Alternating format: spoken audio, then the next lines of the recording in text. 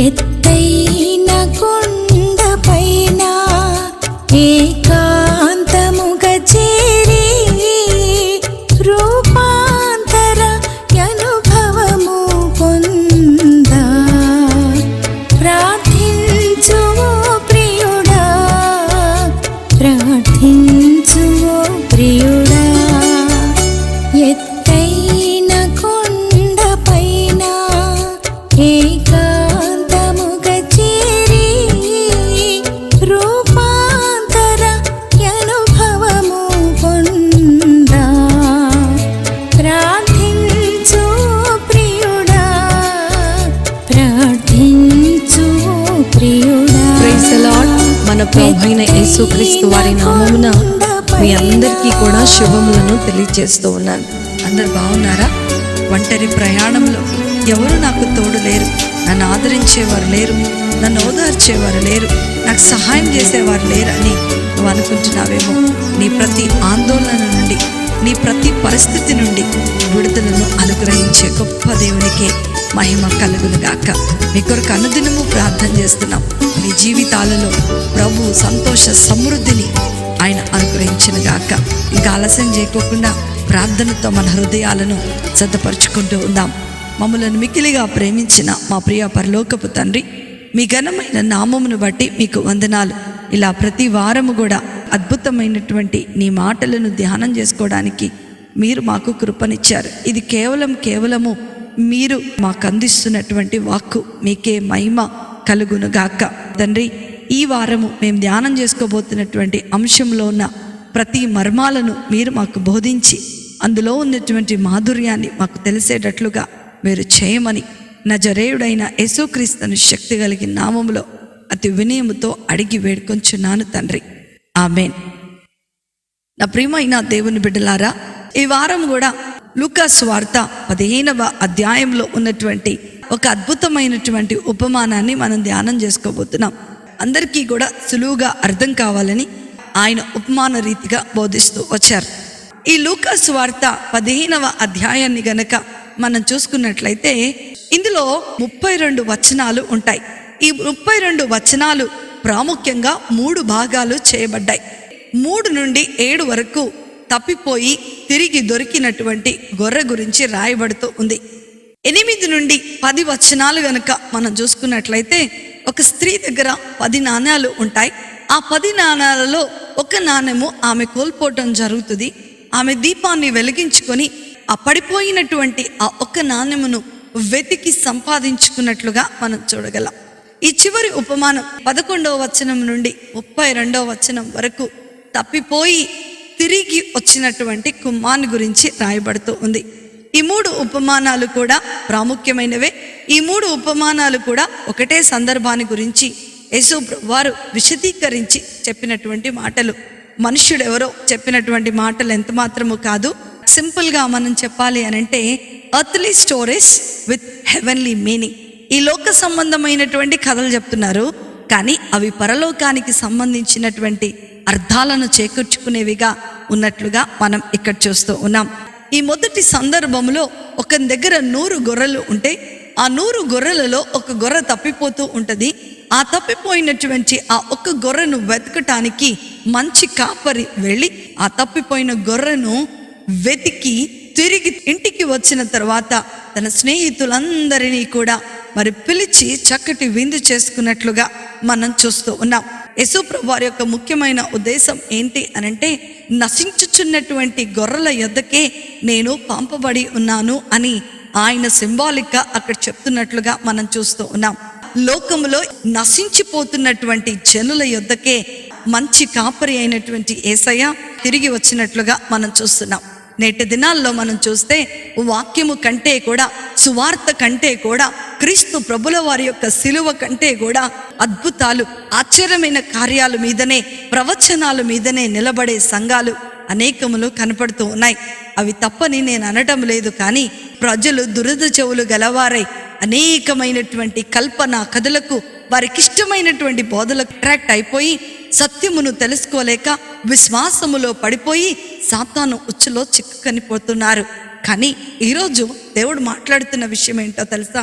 నీ కొరకే ఆయన భూమి మీదకు వచ్చాడు. నీవనుకున్నదే కరెక్ట్ అనుకొని దేవునికి ఇష్టములైనటువంటి మార్గములో, ప్రమాదకరమైన మార్గంలోనికి నువ్వు వెళ్ళిపోతున్నట్లయితే ప్రభు నీ వెంటనే ఉన్నాడు. నిన్ను సంరక్షించి నిన్ను కాపాడి వెతికే దేవుడుగా ఆయన ఉన్నాడు. మొదటి ఉపమానములో వెతికే దేవుడుగా ఆయన మనకు కనిపిస్తూ ఉన్నాడు. రెండవ ఉపమానంలోనికి మనం వచ్చినట్లయితే ఒక స్త్రీ దగ్గర 10 నాణ్యాలు ఉంటాయి. ఆ 10 నాణ్యాలలో ఒక నాణ్యము ఆమె కోల్పోవటం జరుగుతుంది. ఆమె దీపాన్ని వెలిగించుకొని ఆ పడిపోయినటువంటి ఆ ఒక్క నాణ్యమును వెతికి సంపాదించుకున్నట్లుగా మనం చూడగలం. ఈ యొక్క స్త్రీ సంఘానికి సాదృశ్యంగా ఉంటూ ఉంది. నేటి దినములలో సంఘము కోల్పోయిన దానిని వెతికేటువంటి పనిలో ఉండాలి అన్నది దేవుని యొక్క ముఖ్యమైనటువంటి ఉద్దేశంగా ఉంది. ఏం కోల్పోయావు? ఏ విశ్వాసాన్ని కోల్పోయావు? ఏ నిరీక్షణను కోల్పోయావు? ఆది అపోస్తుల సంఘములో వారికి ఎన్ని శ్రమలున్నా, ఎన్ని కష్ట నష్టాలున్నా, ఎన్ని సొంత అవసరతలున్నా సరే ప్రభు కొరకు నిలబడగలిగిన ధైర్యవంతులుగా వారు ఉన్నారు. నేటి దినములలో విశ్వాసము కరువైపోయిన సంఘాలు అనేకములు కనపడుతున్నాయి. స్త్రీ సంఘానికి సాదృశ్యంగా ఉంది. దావీదు మహారాజు రాసినట్లుగా 119వ దావీదు కీర్తన 105వ వచనం ప్రకారము, దేవా నీ వాక్యము నా పాదములకు దీపమై ఉన్నది, అది నా త్రోవలకు వెలుగును అనుగ్రహించేదిగా ఉంది అంటున్నాడు దావీదు మహారాజు. నీ జీవితాన్ని కోల్పోయిన దానిని నువ్వు పొందుకోవాలి అనంటే, నీ జీవితంలో అద్భుతమైన పరలోకం అనే ఆశీర్వాదాన్ని నువ్వు పొందుకోవాలి అనంటే దేవుని వాక్యము చేత నీవు వెతకాలి. దేవుని వాక్యము చేత నీ జీవితాన్ని సరిచేసుకోవాలి. దేవుని వాక్యము చేత నీ జీవితాన్ని శుభ్రపరచుకోవాలి అని దేవుడు నీతో నాతో మాట్లాడుతూ ఉన్నాడు.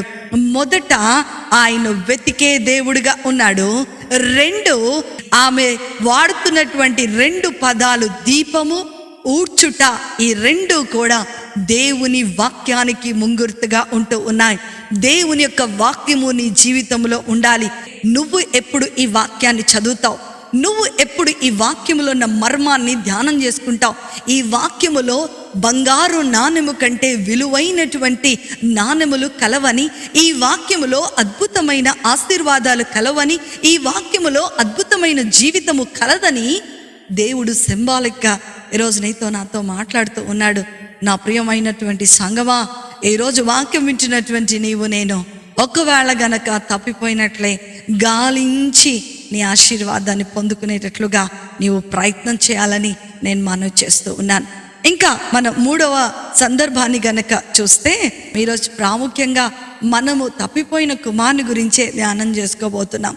యేసు ప్రభు వారు చాలా అద్భుతంగా ఆయన ఉపమాన రీతిగా అసలు ఎందుకు ఆయన భూమి మీదకు వచ్చాడో చెప్తూ ఉన్నాడు. ఈ 4 సువార్తలలో గనక మనం చూసుకున్నట్లయితే ఇంచుమించు 47 ఉపమానాలు ఆయన చెప్పినట్లుగా మనం చూస్తున్నాం. ఆయన చెప్పిన ప్రతి మాట కూడా అద్భుతమే. ఆయన చెప్పిన ప్రతి మాట కూడా ప్రవచనాత్మకంగా నిరూపించబడినవే. ఇక్కడ మనం చూస్తే ఈ కుమారుడు తండ్రిని తన ఆస్తిని తనకి ఇవ్వమని అడుగుతూ ఉన్నాడు. 11వ వచనంలో మనం చూస్తే, ఒక మనుష్యునికి 2 కుమారులు ఉండిరి. వారిలో చిన్నవాడు తండ్రి ఆస్తిలో నాకు వచ్చు భాగం ఇమ్మని తన తండ్రిని అడగగా అతడు వారికి తన ఆస్తిని పంచిపెట్టెను. కొన్ని దినములైన తరువాత ఆ చిన్న కుమారుడు సమస్తమును కూర్చుకొని దూరదేశమునకు ప్రయాణమైపోయి అచ్చట తన ఆస్తిని దుర్వ్యాపారము వలన పాడు చేసెను. నా ప్రియమైన దేవుని బిడ్డలారా, ఒక మనుషుడికి 2 కుమారులు ఉన్నారంట. ఆ కుమారులలో చిన్నవాడు తండ్రి దగ్గరకు వచ్చి, తండ్రి నాకు రావాల్సినటువంటి ఆస్తిలో భాగాన్ని నువ్వు నాకు ఇచ్చేస్తే నాది నేను చూసుకుంటాను, నా ఎంజాయ్ నేను చేసుకుంటాను. నీ ఇంటిలో ఉంటే ఈ స్ట్రిక్ట్ రూల్స్కి నేను భరించలేకపోతున్నాను. నీ కట్టుబాట్లకు ఒక దండం, నీ కట్టుబాట్లకు ఒక సెలవు, నాకొద్దే వద్దు అని తండ్రిని అడిగాడు. ఇక్కడ తండ్రి అతనికి ఇచ్చేసినట్లుగా రాయబడింది. కానీ మనం కనుక ఊహించుకున్నట్లయితే తండ్రి అంత తొందరగా ఏమి ఇచ్చుండడు. ఒరే బిడ్డ, లోకమంతటా కూడా చాలా చెడ్డది, మరి డబ్బు ఉన్నంత వరకే మనుషులు నీతో ఉంటారు. ఇలాంటి మనుషుల్ని నా జీవితంలో నేను చాలామందిని చూశాను. డబ్బుంటేనే విలువిస్తారు, కాబట్టి ఇలాంటి లోకంలోనికి నువ్వు వెళ్ళకు. ఈ డబ్బంతా అయిపోయిన తర్వాత వీళ్ళెవ్వరూ నీకు అక్కరి రారు. వీళ్ళెవ్వరు కూడా నీకు సహాయం చేయరు అని అన్ని విధాలుగా నచ్చ చెప్పి ఉంటాడు తండ్రి. కానీ ఈ కుమారుడు ఎంత మాత్రము కూడా వినకపోవటం చేత ఏం చేస్తున్నాడంట, తన ఆస్తిని మరి సమానముగా 2 భాగాలు చేసి పెద్ద కుమారుడికి చిన్న కుమారుడికి అక్కడ వారికి ఇచ్చినట్లుగా మనం చూస్తూ ఉన్నాం. ఈ చిన్న కుమారుడు తండ్రిని కష్టపెట్టాడు.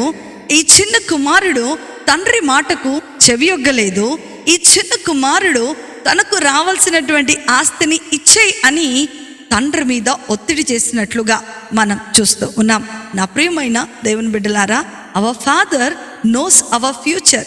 మన యొక్క బిడ్డలు అడగకూడనిది అడిగితే వారికి ఆ వయసులో ఉన్న మెచ్యూరిటీ రాలేదు కాబట్టి వారి మెచ్యూరిటీ తీరిన తర్వాత వారికి ఏమి ఇవ్వాలో మనము నిర్ణయించేస్తూ ఉంటాం. కానీ ఇక్కడ కుమారుడు అలా చేయటమే లేదు. ఏం చేస్తున్నాడంట, ఆయన తండ్రి మాటను చెవదాటి తన ఇష్టం వచ్చినట్లుగా బ్రతకటానికి ఇష్టపడుతూ ఉన్నాడు. ఇంకా మనం చదువుకున్నట్లయితే కొన్ని దినములైన తరువాత తన యొక్క సమస్తమును కూర్చుకొని దూరదేశానికి వెళ్ళిపోయాడంట. వాడున్నాడన్న నమూనా లేకోకుండా తనకున్నటువంటి సమస్తాన్ని సమకూర్చేసుకొని ఏం చేస్తున్నాడంట, ఇక్కడ ఆయన వెళ్ళిపోతూ ఉన్నాడంట. నా ప్రియమైన దేవుని బిడ్డ, ఇక్కడ మనం చూసుకున్నట్లయితే తండ్రి సహవాసాన్ని ఆయన కోల్పోయాడు. తండ్రికి విరోధమైనటువంటి కోరికలు కలిగి ఉన్నాడు. తండ్రి చిత్తానికి అనుకూలముగా జీవించుకోకుండా తన సొంత జీవితాన్ని, తన సొంత చిత్తాన్ని నెరవేర్చుకోవటానికి పరిగెడుతున్నట్లుగా మనం ఇక్కడ ఇంకా చూస్తూ ఉన్నాం.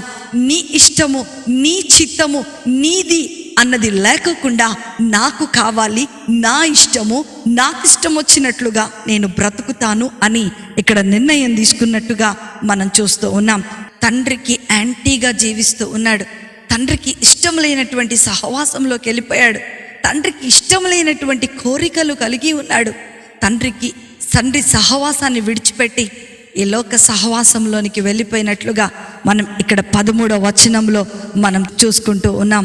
ఇంకా వాడి జీవితంలో ఏం జరిగిందో మనం 14వ వచనంలో మనం చూస్తే, దూరదేశమునకు ప్రయాణమైపోయి అచట తన ఆస్తిని దుర్వ్యాపారము వలన పాడు చేసెను.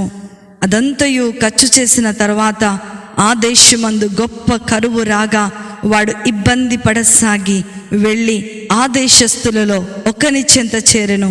అతడు పందులను మేపుటకు తన సొంత పొలములోనికి అతన్ని పంపెను. నా ప్రియమైన దేవుని బిడలారా, ఇక్కడ వాడు వెళ్ళిపోయాడు. తండ్రి సహవాసాన్ని విడిచిపెట్టేశాడు. తండ్రి ఆలోచనలకు వ్యతిరేకంగా పరిగెడుతూ ఉన్నాడు. తండ్రి చిత్తాన్ని నెరవేర్చడానికి ఇష్టపడలేదు. తన సొంత ఆలోచనలు నెరవేర్చుకోవడానికి పరిగెడుతూ దూరముగా, తన నమూనా లేకోకుండా తండ్రికి దూరముగా జీవించాలని ఇండివిజువల్గా నేను ఏమైనా సరే చేయగలను అని వెళ్ళిపోయినటువంటి వాడు ఆయన ఏం చేశాడంట, దుర్వ్యాపారము వలన తన ఆస్తిని కోల్పోయాడు. స్నేహితులకు కాల్ చేశాడు, అరే నేను మంచుకున్నప్పుడు నీకు చాలా పెట్టాను కదరా, నువ్వెందుకు నాకు కొంచెం హెల్ప్ చేయరా అంటే, నువ్వా, మాకు అసలు ఫోనే చేయొద్దని చెప్పారంట. మరి స్నేహితులు విడిచిపెట్టారు, బంధువులు విడిచిపెట్టారు, అక్కడ ఉన్నటువంటి ఎవ్వరూ లేరు. అతను తెలిసిన వాళ్ళే లేని బ్రతుకును అతను జీవిస్తూ ఉన్నాడు. నా ప్రియమైన దేవుని బిడ్డ, చివరకు ఒకటి దగ్గరికి వెళ్ళాడు. వాడి దగ్గర కొన్ని పందులు ఉన్నాయి. బాబు, నేను జీతం అయితే ఇవ్వలేను కానీ నా పందుల దగ్గర మేపు, నా పందులను మేపుతూ నీవు బ్రతుకు అని చెప్పాడు. చెప్పినప్పుడు వీడు అక్కడ పందుల దగ్గరకు వెళ్ళి మరి ఏం చేశాడు, తండ్రి సహవాసములో నుండి ఎక్కడికి వెళ్ళిపోయాడంట, మురికి జీవితమైన పందులతో సహవాసం చేయటానికి వెళ్ళిపోయాడు. మంచి హోదాని, సుఖ సంతోషాలతో జీవించేటువంటి జీవితాన్ని, తండ్రి సహవాసాన్ని విడిచేసి మురికి జీవితమైన పందులతో సహవాసం చేయడం మొదలు పెట్టాడు. He started living with pigs. కొన్ని దినములైన తర్వాత ఆ దేశంలో కరువు వచ్చినప్పుడు, తినటానికి ఆహారం లేనప్పుడు, ఆ పందులు పొట్టను తిన్నప్పుడు గుర్తొచ్చాడంట తండ్రి. అయ్యో, ఎంత భయంకరమో నా జీవితమో, ఎంత భయంకరమైపోయింది నా బ్రతుకు. నా తండ్రి ఇంట పనివాడు కూడా చాలా అద్భుతమైన భోజనం చేస్తాడని తన యొక్క పాత దినములు జ్ఞాపకం చేసుకుంటున్నాడంట.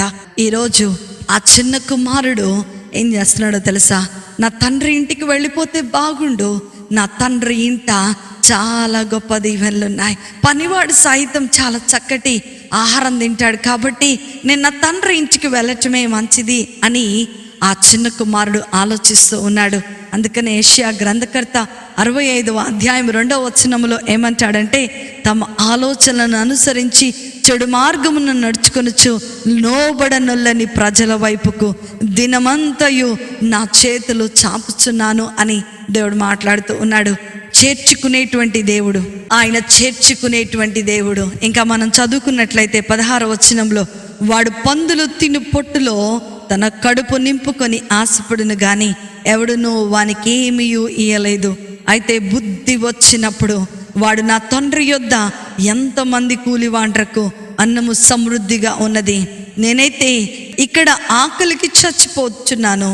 నేను లేచి నా తండ్రి యొద్దకు వెళ్ళి, తండ్రి, నేను పరలోకమునకు విరోధముగాను నీ ఎదుట పాపము చేసి తిని ఇక మీదట నీ కుమారుడు అనిపించుకొనుటకు యోగ్యుడను కాను, నన్ను నీ కూలివానిలో ఒకనిగా పెట్టుకొనమని అతనితో చెప్పేదని అనుకొని లేచి తండ్రి యొద్దకు వచ్చెను. వాడింకను 20వ వచనాన్ని నేను చదువుతున్నాయి, చాలా ప్రాముఖ్యం, అందరూ కూడా అండర్లైన్ చేసుకోండి. వాడు ఇంకను దూరముగా ఉన్నప్పుడు తండ్రి వానిని చూచి కలవరపడి పరుగెత్తి వాని మెడ మీద ముద్దు పెట్టుకొనెను. నా ప్రియమైన దేవుని బిడ్డ, ఇక్కడ ఎంత అద్భుతమైన మాటలు! చెడు మార్గాలను ఎన్నిక చేసుకొని తండ్రి సహవాసం నుంచి విడిచిపెట్టేసి దూరం బరిపోయి ఇష్టం వచ్చినట్లుగా జీవిస్తూ వారి సొంత కోరికలను నెరవేర్చుకునేటువంటి అనేక మంది వైపుకి ఏం చేస్తున్నాడంట, దినమెల్లా చేతులు చాచుచు ఆయన ఎదురు చూస్తున్నాడు. ఈ తండ్రికి తెలియదు కుమారుడు తిరిగి వస్తాడని. కొన్ని సంవత్సరాలు అయిపోయినాయి, వాళ్ళ ఇంట్లో ఫంక్షన్ లేవు, వాళ్ళ ఇంట్లో పప్పాలు లేవు, వాళ్ళ ఇంట్లో పండగలు లేవు.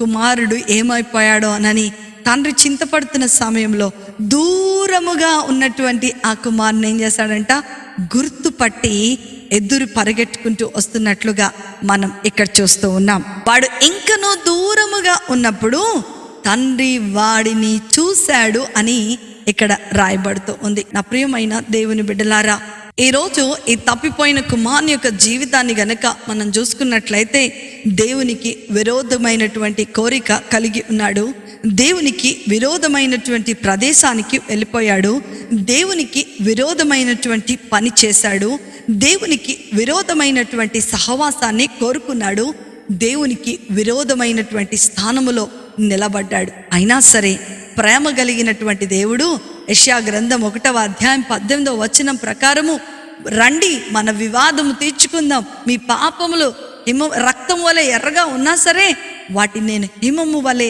తెల్లగా మార్చేస్తాను అంటున్నాడు. అద్భుతమైనటువంటి మాటల చేత దేవుడు. నా ప్రియమైన దేవుని బిడ్డలారా, ఈరోజు ఆ తప్పిపోయిన కుమారుని యొక్క జీవితంలో మనం చూసుకున్నట్లయితే మన జీవితం కూడా ఇలాగే కనపడుతూ ఉంటుంది. ఎన్నో కోరికలు, దేవుని చిత్తానికి ఎప్పుడు కూడా మనం తల వంచాం. ప్రభు నాకు అది కావాలంటే నాకు అది కావాలి అనే గొడవ చేసేటువంటి తత్వంలో నేటి క్రైస్తవుల్లో చాలా మంది ఉన్నారు. దేవా నీ చిత్తమే నా జీవితంలో నెరవేర్చబడును గాక అని ప్రార్థించేవారు చాలా కరువైపోయారు. మాకు ఇదే కావాలి అని పట్టుపట్టి అడిగేవాళ్ళు ఈ రోజుల్లో చాలా మంది ఉన్నారు. తండ్రికి విరోధమైనటువంటి కోరిక, తండ్రి చిత్తానికి వ్యతిరేకమైనటువంటి కోరిక. ఆ కోరిక ఏం చేస్తూ ఉంటుందంటే కొన్ని దినాలు మనం ప్రార్థించేటట్లుగా చేస్తుంది. ప్రార్థించి ఏం చేస్తామంటే ఆ కార్యము నెరవేర్చబడకపోతే చిన్నగా తండ్రి సహవాసము నుండి బయటకు వెళ్ళిపోతూ ఉంటాం. ఈ లోకముతో సహవాసంలోనికి మనం వెళ్ళిపోతూ ఉంటాం. చిన్నగా వెళ్ళిపోతూ ఉన్నప్పుడు మన జీవితంలో తండ్రికి వ్యతిరేకమైన చేయకూడనటువంటి పనులు మనం చేసేస్తూ ఉంటాం. తద్వారా భయంకరమైన మురికి గుంటలో పాపములో కూరుకుపోయి పందులు పొట్టు తినే స్థితిలోనికి మనం వెళ్ళిపోతూ ఉంటాం. నువ్వు ఎంత దీనమైన స్థితిలోనికి పడిపోయినా సరే, నువ్వు ఎంత లేవలేనటువంటి భయంకరమైన పాపములో కూరుకుపోయినా సరే, ప్రేమ కలిగిన దేవుడు పరిగెట్టుకుంటూ వచ్చి నీ కొరకు ఆయన ముద్దు పెట్టుకుంటున్నాడు అని ఇక్కడ రాయబడుతూ ఉంది. నా ప్రియమైన దేవుని బిడ్డలారా, ఎంత గొప్ప దేవుడు! వీడి బుద్ధి వచ్చిందంట, వీడికి ఆలోచన వచ్చింది, ఇక నేను ఆలస్యం చేయదు, అయ్యో నేను ఇంటికి వెళ్తే నా మొహం ఎలా చూపించాలి, నా తండ్రి ఎన్ని చివాట్లు పెడతాడు, ఎన్ని తిడతాడు, నేను ఇంకా శాపనార్థాలు వినాల్సిందేనా అని అనుకోలేదు. వాడికి బుద్ధి వచ్చిన వెంటనే తండ్రి వద్దకు వెళ్ళిపోవాలని నిర్ణయం తీసేసుకున్నాడు. ఈరోజు ఒకవేళ నా ప్రియమైన దేవుని జనాంగమా, నా ప్రియమైన దేవుని బిడ్డ, వాక్యం వింటున్నటువంటి నీవు ఎక్కడైనా సరే తప్పిపోయావా? దేవుని చిత్తానికి వ్యతిరేకముగా నీవు కోరికను కలిగి ఉన్నావా? దేవునికి విరోధమైనటువంటి పని నువ్వు చేస్తున్నావా? దేవునికి విరోధమైన సహవాసాన్ని నువ్వు కలిగి ఉన్నావా? దేవునికి విరోధమైన స్థానములో నువ్వు ఉండాలని ఇష్టపడుతున్నావా? అలా అయితే నీవు అనేకమైన చిక్కుల్లో పడిపోయే అవకాశం ఉంది. అందుకే దేవుడు ఈ వాక్యం ద్వారా నీతో నాతో మాట్లాడుతూ ఉన్నాడు. బుద్ధి వచ్చినప్పుడు ఆ చిన్న కుమారుడు తిరిగి తన తండ్రి ఇంటికి వెళ్ళాడంట. ప్రేమతో తన తండ్రి చేర్చుకున్నాడు. తండ్రి, నేను నీ ఇంట్లో ఒక పనివాడిగా ఉంటాను అని ఆయన అడుగుతూ ఉంటుంటే, నువ్వు పనివాడిగా ఉండాల్సిన అవసరం లేదు, నా కుమారుడిగా ఉండే అధికారము నేను నీకు ఇస్తున్నానంటున్నాడు. హల్లెలూయా. నా ప్రియమైన దేవుని బిడ్డ, నువ్వు దాసుడు కాదు, నువ్వు యేసు ప్రభు వారి రక్తములో కడగబడి దత్తపుత్రాత్మను పొందినటువంటి ఆయన బిడ్డలుగా మార్చేస్తూ ఉన్నాడు. ఈ రోజుల్లో చిన్న తప్పు చేస్తే మన పిల్లల్ని మనం ఎంతగానో శిక్షించేస్తూ ఉంటాం. కానీ పరలోకపు తండ్రి మనం ఆయనకు వ్యతిరేకంగా ఎన్ని పనులు చేసినా సరే ఆయన వెతికే దేవుడుగా ఉన్నాడు. ఆయన ఎదురు పరిగెట్టుకొని వచ్చేటువంటి దేవుడుగా ఉన్నాడు. ఆయన ముద్దు పెట్టుకునేటువంటి దేవుడుగా ఉన్నాడు. ఇక్కడ 21వ వచనము 22వ వచనాన్ని గనుక మనం చదువుకుంటే, తండ్రి, నేను పరలోకమునకు విరోధముగాను నీ ఎదుటను పాపము చేసి తిని ఇక మీదట నీ కుమారుడని అనిపించుకున్నటకు యోగ్యుడను కానను. అయితే తండ్రి తన దాసులను చూచి ప్రశస్తమైన వస్త్రమును త్వరగా తెచ్చి వీనికి కట్టి వీని చేతికి ఉంగరము పెట్టి పాదములకు చెప్పులు తొడుగుడి, క్రొవ్విన దూడను తెచ్చి వధించుడి, మనము తిని సంతోషపడదుము అని అక్కడ తండ్రి మాట్లాడుతున్నట్లుగా మనం చూస్తున్నాం. ఎప్పుడైతే తిరిగి వచ్చాడో ఈ యొక్క కుమారుని జీవితంలో 3 విషయాలు జరుగుతున్నాయి. మొదట, ఆనంద వస్త్రాన్ని తండ్రి చేత బహూకరించబడినట్లుగా మనం చూస్తూ ఉన్నాం. రెండవది ఏమంటున్నాడంట, అతనికి ఉంగరము తొడిగించండి. ఈ ఉంగరము అధికారానికి గుర్తు, ఈ ఉంగరము కుమారత్వానికి గుర్తు, ఈ ఉంగరము హుందాకి తన యొక్క హోదాని రాజరికానికి గుర్తుగా ఉంది. ఏ స్థానాన్ని అయితే కోల్పోయాడో ఆ స్థానాన్ని మరలా తిరిగి ఉన్నతంగా దేవుడు ఇచ్చేవాడిగా మనం ఇక్కడ చూస్తూ ఉన్నాం. మూడవది గనక మనం ఇక్కడ చూస్తే, వీనికి పాదములకు చెప్పులు తొడిగించండి అని. ఇప్పుడు వరకు వాడి సొంత మార్గాన్ని నడిచినటువంటి చెప్పులు కలిగి ఉన్నాడు. ఇప్పుడు వరకు వాడి సొంత ఆలోచనలు కలిగినటువంటి చెప్పులు కలిగి ఉన్నాడు. కానీ ఈ రోజు నుంచి తండ్రి వెంట నడిచేటువంటి వాడిగా ఉండాలని, ఈ రోజు నుంచి తండ్రి చెప్పిన మాటలు వినేవాడిగా ఉండాలని, ఈ రోజు నుంచి సువార్త ప్రకటించేటువంటి పాదములుగా ఈ పాదాలు ఉండాలి అని దేవుడు సింబాలిక్గా అక్కడున్న వారందరితో కూడా చెప్తున్నాడు. అందుకనే అపోస్తలుడైనటువంటి పౌలు ఎఫెసీ సంఘానికి రాస్తూ 6వ అధ్యాయంలో సర్వాంగ కవచమును గురించి ఆయన అద్భుతంగా రాస్తూ ఉన్నాడు. ఈ యొక్క రక్షణ పొందుకున్నటువంటి నీవు సువార్తను చేసేవారిగా, ఈ శుభవార్తను అందరికీ అందించేవారిగా ఉండాలి అన్నది యేసు ప్రభువారి యొక్క ముఖ్యమైనటువంటి ఉద్దేశం.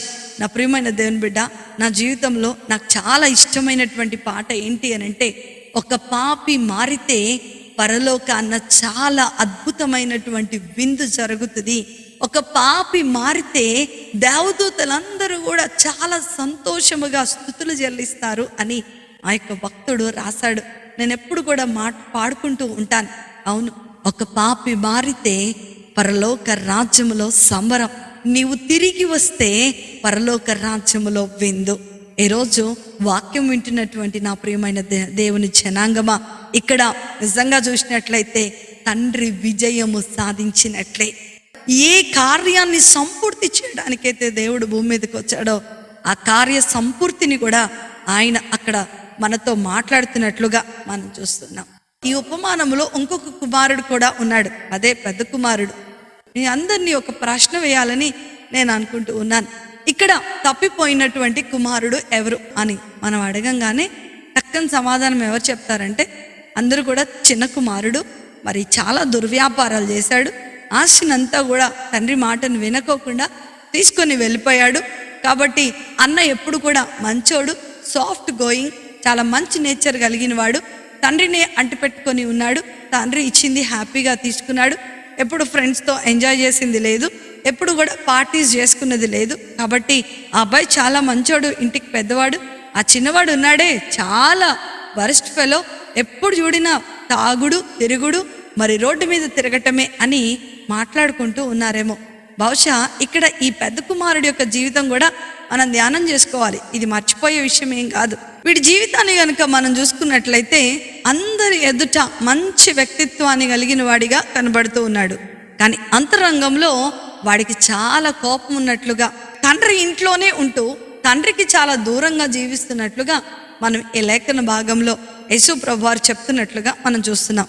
ఈ యొక్క 23-24 వచనంలో మనం చూసుకున్నట్లయితే, ఈ నా కుమారుడు చనిపోయి మరలా బ్రతికెను, తప్పిపోయి దొరికెనని చెప్పాను. అంతటా వారు సంతోషపడసాగిరి. అప్పుడు తన పెద్ద కుమారుడు పొలములో ఉండెను. వాడు పొలము నుండి వచ్చుచు ఇంటి దగ్గరకు రాగా వాయిద్యములు నాట్యములు జరుగుట విని దాసులలో ఒకని పిలిచి ఇవి ఏమిటని అడుగగా, ఆ దాసుడు అతనితో, నీ తమ్ముడు వచ్చి ఉన్నాడు, అతడు తన యొద్దకు సురక్షితముగా వచ్చినందున నీ తండ్రి క్రొవ్విన దూడను వధించెననెను. హల్లెలూయా. నా ప్రియమైనటువంటి దేవుని బిడ్డలారా, ఇక్కడ ఒక మనుష్యుడికి 2 కుమారులు ఉన్నారు. ఇద్దరు కూడా నిజంగా చెప్పాలి అంటే తప్పిపోయినటువంటి వారే. ఇద్దరు కూడా ప్రాడిగల్ సన్సే.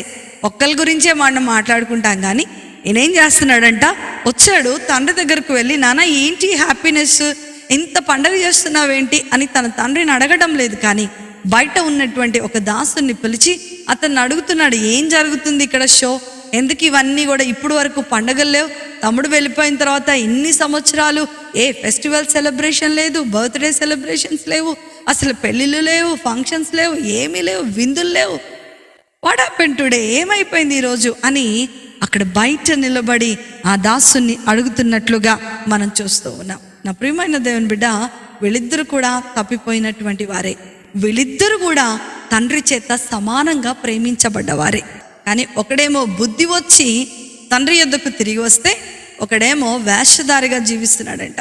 వీడి మనసులో చాలా కోపం ఉంది. He was like an hypocrite. ఇక్కడ కింద వచనాలు గనక మనం చూసుకున్నట్లయితే 28వ వచనంలో, అతడు కోపపడి లోపలికి వెళ్ళనొల్లకపోయెను గనక అతని తండ్రి వెలుపలికి వచ్చి లోపలికి రమ్మని బతిమాలుకొనెను. అందుకతడు తన తండ్రితో, ఇదిగో ఇన్ని ఏండ్ల నుండి నేను సేవించుచున్నానే, నీ ఆజ్ఞలను నేను ఎన్నడూను మీరలేదే, అయినను నా స్నేహితులతో సంతోషపడినట్లు నీవు నాకెన్నడూ ఒక మేకపిల్లనైనను ఇయ్యలేదే. అయితే నీ ఆస్తిని వేశ్యలతో తినివేసిన ఈ నీ కుమారుడు రాగానే వీని కొరకు క్రొవ్విన దూడను వధించితివని చెప్పెను. నా ప్రియమైన దేవుని బిడ్డ, ఇంటిలోనికి రావడం లేదు. బయటకు వెళ్ళిపోయినటువంటి కుమారుడు బుద్ధి వచ్చినప్పుడు పశ్చాత్తాపడి తనను తాను తగ్గించుకొని లోపలికి వస్తే, లోపల ఉన్నటువంటి కుమారుడు వాని యొక్క అస్తిత్వమైనటువంటి స్వభావాన్ని బయటపెట్టి తండ్రితో ఉన్నప్పటికీ తండ్రి ఆలోచనలు వీడి ఆలోచనలు కలవలేదు. తండ్రితో ఉన్నప్పటికీ తండ్రి కలిగిన మనస్సును కలిగి ఉండలేదు. తండ్రితో ఉన్నప్పటికీ తండ్రి జీవించినట్లుగా జీవించలేదు. ఈ రోజుల్లో చాలామంది, సగం మంది క్రైస్తవులు పెద్ద కుమారుడికి సాదృశ్యంగానే ఉంటూ ఉన్నారు. దేవుని వాక్యములోనే ఉంటారు, దేవునితోనే గడుపుతూ ఉంటారు, దేవుని సహవాసంలోనే ఉంటూ ఉంటారు. కానీ వారి జీవితాల్లో ప్రేమ ఉండదు. వారి జీవితాలు అసూయతో నింపబడుతూ ఉంటాయి. వారి జీవితాలు ఎప్పుడు కూడా మేమే గ్రేట్, మేమే పర్ఫెక్ట్, మేమే అన్నట్టుగా బ్రతుకుతూ ఉంటారు. కానీ నిజంగా చెప్పాలంటే వీళ్ళందరూ కూడా హిపోక్రైట్స్ అంటున్నాడు దేవుడు. వీరందరూ కూడా వేషధారులే. నా జీవితంలో, నా దృష్టిలో వీరు తెల్లని సున్నము కొట్టినటువంటి సమాధి వంటి వారు అని ఆయన సింబాలిక్గా సంబోధించినట్లుగా మనం లేఖనాల్లో చూడగలం. వీడి జీవితము బట్టబయలైపోయినటువంటి పరిస్థితి. అప్పుడు వరకు కూడా చాలా కప్పిపెట్టుకొని జీవిస్తూ ఉన్నాడు. ఒక్కసారిగా బ్లాస్ట్ అయిపోయాడు. నేను రాను లోపలికి, నాకెప్పుడైనా సరే నా స్నేహితులతో ఎంజాయ్ చేయడానికి ఒక్క గొర్రె పిల్లనైనా ఇచ్చావా అని అడుగుతున్నాడు. కానీ తండ్రి ఎంత ఆదరణకరమైన మాటలు చూస్తున్నాడు చూడండి. అందుకతడు, కుమారుడా, నీవెల్లప్పుడూ నాతో కూడా ఉన్నావు, నావన్నీయు నీవి, మనము సంతోషపడి ఆనందించుట యుక్తమే.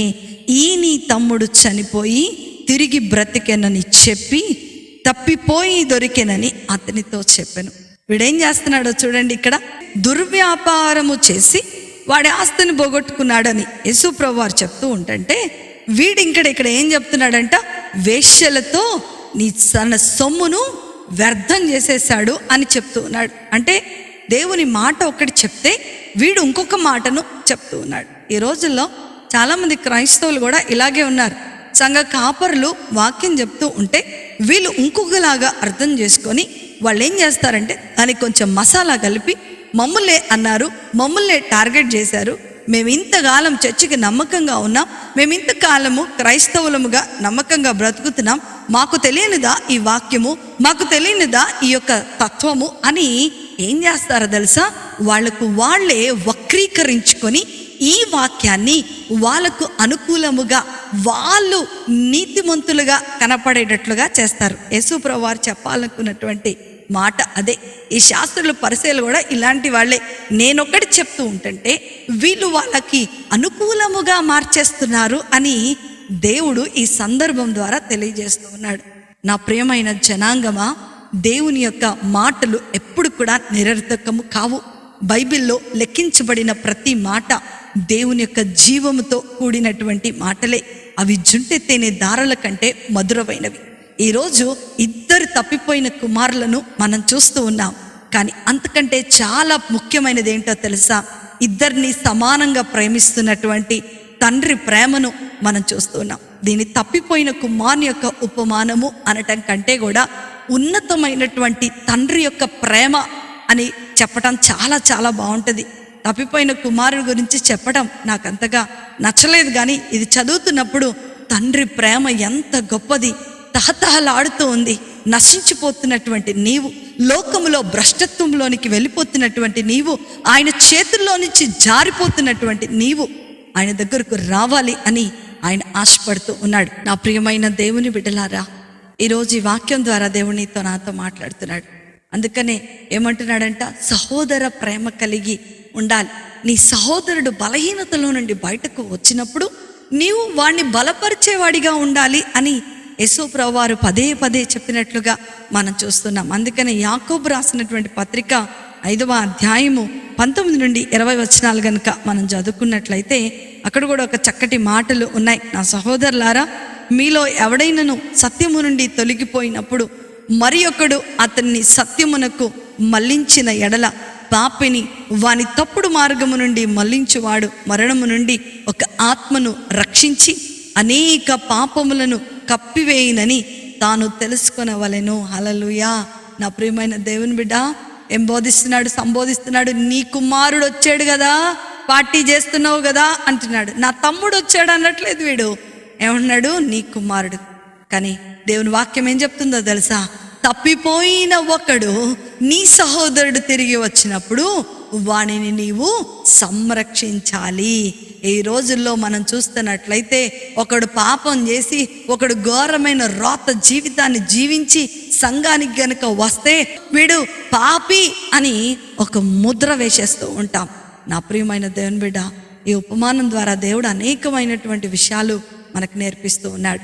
చిన్న కుమారుడి ద్వారా దేవునికి విరోధమైన ఆలోచనలు, దేవునికి విరోధమైన కోరికలు, దేవునికి విరోధమైనటువంటి పనులు, దేవునికి విరోధమైన సహవాసము నీవు కలిగి ఉంటే వాటిని విడిచిపెట్టి తండ్రి యొద్దకు నీవు మల్లుకున్న ఎడల దేవుడు నిన్ను హక్కున చేర్చుకొని ఉల్లాస ఆనంద వస్త్రాలను ధరింపచేసి నీ హోదాన్ని, నీ కుమారత్వాన్ని నీకు ఇచ్చి ఆయన అడుగుజాడలలో నడుచుకునేటువంటి జీవితాన్ని నీకు అనుగ్రహించబోతూ ఉన్నాడు.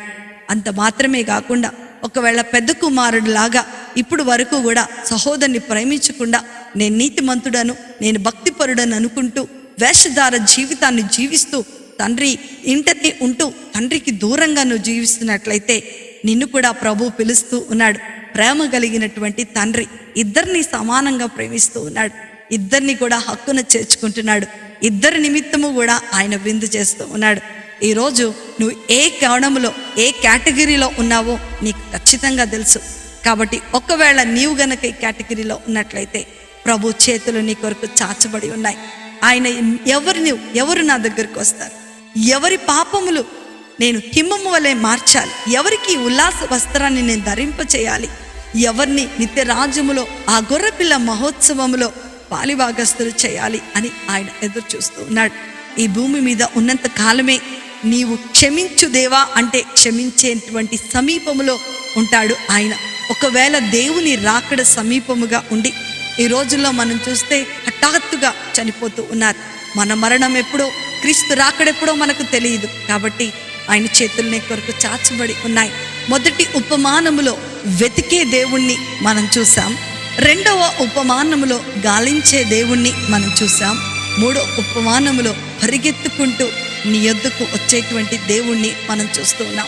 గొప్ప దేవుడు, శక్తివంతమైనటువంటి దేవుడు. ఆయన చేతులు నీ కొరకు చాచబడి పరిగెట్టుకొని, నువ్వు ఆయన దగ్గర వెళ్ళాల్సిన అవసరం లేదు. నువ్వు ఆయన దగ్గరకు వెళ్ళినట్టు చేస్తే చాలు, ఆయన దూరంలో కనబడితే చాలు, ఆయన నిన్ను పట్టుకొని ఈ భయంకరమైన దొంగ ఊబిలో పడిపోకుండా, సాతాను ఉచ్చులో నువ్వు చిక్కుకొని పోకుండా ఆయన నిన్ను, నీ కుటుంబాన్ని కాపాడబోతున్నాడు. దేవుడు ఈ మాటలను దీవించునుగాక. ప్రార్థన చేసుకుందాం. మమ్మలను మిక్కిలిగా ప్రేమించిన మా ప్రియ పరలోకపు తండ్రి, మీ ఘనమైన నామమును బట్టి మీకు వందనాలు. మీరు అందించిన ఈ అద్భుతమైన మాటలను బట్టి మీకు స్తోత్రాలు. ప్రభా, మేము కూడా తప్పిపోయి అయా తండ్రి, మరి ప్రభా నిన్ను విడిచి తిరుగుతున్నటువంటి ఈ సందర్భంలో మమ్మలను మీరు జ్ఞాపకం చేసుకోండి. తిరిగి మీ యొద్దకు మేము వస్తూ ఉండగా మమ్మలను మీరు బలపరచండి. మమ్మలను హత్తుకొని ప్రభా మమ్మలను క్షమించి మీ రక్తము చేత మమ్మలను శుద్ధీకరించి నిత్య రాజ్యమునకు ఆ గొర్రెపిల్ల మహోత్సవంలోనైనా మేము పాలిభాగస్తులు అవ్వటానికి మీరు మాకు కృపను అనుగ్రహించమని నజరేయుడైన యేసుక్రీస్తు శక్తి కలిగిన నామంలో అతి వినయముతో అడిగి వేడుకొంచున్నాను తండ్రి. ఆమేన్, ఆమేన్. దేవుడు మీకు విడుదలని ఇవ్వబోతున్నాడు. దేవుడు మీకు రక్షణ ఇవ్వబోతున్నాడు. దేవుడు మీకు స్వస్థతనివ్వబోతున్నాడు. దేవుడు తన కృపను మీ మీద కుమ్మరించబోతున్నాడు. ప్రభు మిమ్మలను, మీ కుటుంబాలను దీవించునుగాక. ప్రేమతో మీ సహోదరి శిల్ప జోసెఫ్. ఆమేన్.